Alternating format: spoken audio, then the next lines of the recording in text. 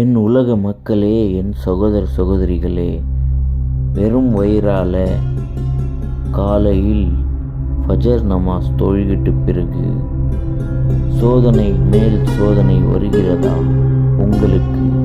இந்த துவாவை ஓதுங்கள் சகோதரர்களே, இறைவன் உங்களை காப்பாற்றுவான் இதிலிருந்து. பிஸ்மில்லாஹிர் ரஹ்மானிர் ரஹீம்.